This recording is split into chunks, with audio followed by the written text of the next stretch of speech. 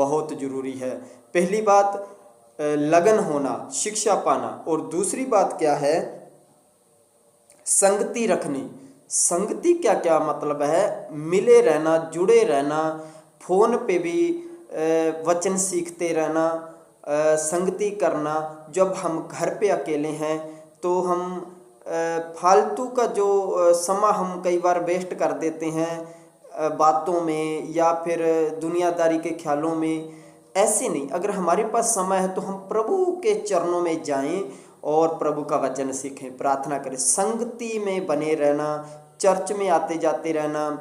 और अगर संडे के अलावा अगर कोई और दिन है हम फ्री हैं तो हम प्रभु के दासों से फ़ोन करके पूछ सकते हैं कि आज कहाँ पे मीटिंग है, कहाँ पे संगत है, कि हम वहाँ पर उनके साथ जाकर हम वचन सीख सकें और जैसी भी सेवा हमें मिलती हम कर सकें। तो इसी तरह हम संगति में बने रह सकते हैं। और तीसरी बात क्या है, रोटी तोड़ने। रोटी तोड़ने का क्या मतलब है, रोटी तोड़ना मतलब प्रभु भोज करना। भाई और बहनों, आपको पता है प्रभु भोज करना बहुत ही ज़रूरी है। प्रभु भोज हमारे लिए बहुत ज़्यादा महत्वपूर्ण है। प्रभु भोज लेना बहुत ज़रूरी है। जिन भाई बहनों ने, बच्चों ने बपतिस्मा ले रखा है उनको हर महीने प्रभु भोज लेना बहुत ज़रूरी है। अब तो हर महीने प्रभु भोज करते हैं क्योंकि हर संडे विश्वासी का आना थोड़ा मुश्किल हो जाता है, इसीलिए मजबूरी को देखते हुए महीने बाद प्रभु भोज होता है। लेकिन अगर हम बात करते हैं जब प्रभु के चेले संगति किया करते थे तो उस समय घर घर की संगति हुआ करती थी और नित्य प्रभु भोज हुआ करता था। जैसे आज इधर हो गया प्रभु भोज, संगति हो गई, और कल इसी गांव में दूसरे विश्वासी के घर में उधर प्रभु भोज हो गया, और तीसरे दिन ऐसे ऐसे रूटीन के साथ प्रभु भोज भी हुआ करता था। घर घर रोटी तोड़ना, घर घर की संगति, ऐसे प्रभु भोज किया करते थे, रोटी तोड़ते थे।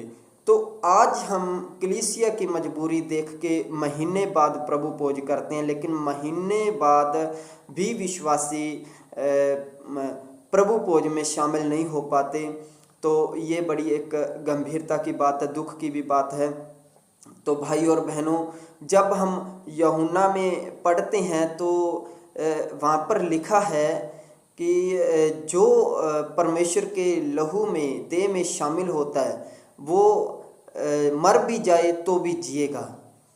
ऐसे बहुत सारी बातें लिखी हुई है उस अध्याय में। तो इसीलिए प्रभु भोज हमारे लिए बहुत ही ज़रूरी है। भाई और बहनों, प्रभु भोज लेना बहुत ज़रूरी है क्योंकि प्रभु भोज जो है हमें प्रभु के साथ अच्छा रिश्ता बनाए रखने के लिए मदद करता है।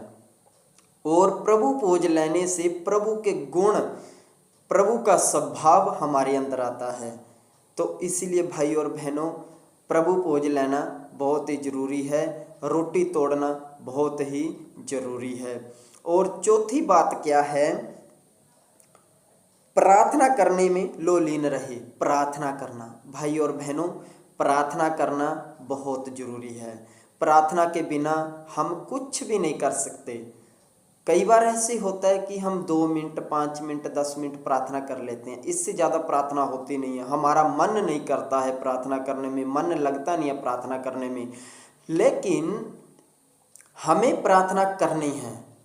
वो कैसे करनी है, ये समझ लो कि जैसे छोटा बच्चा है, उसको खांसी या जुकाम या बुखार हो गया तो कड़वी दवाई है, टैबलेट बहुत कड़वी है, तो उस बच्चे को दवा देनी है, लेकिन वो रो रहा है, वो चिल्ला रहा है, मन नहीं करता कड़वी दवाई लेने को, लेकिन फिर भी हम ज़बरदस्ती बच्चे को कड़वी दवाई देते हैं। क्यों देते हैं?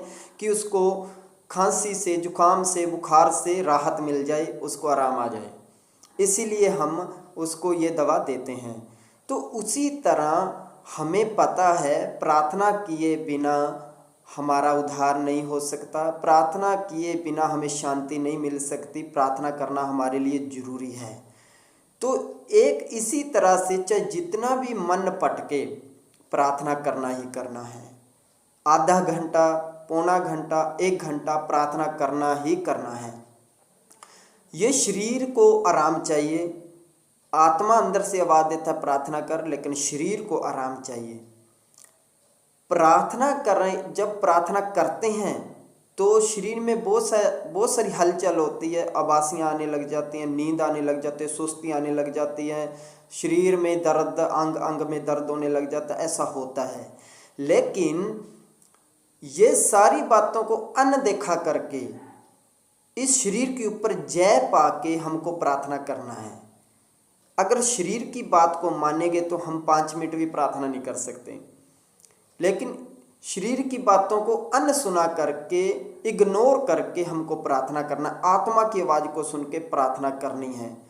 जब हमारी प्रार्थना बढ़ेगी, जब हम प्रार्थना में मजबूत हो जाएंगे, तो पवित्र आत्मा हमारी मदद करेगा।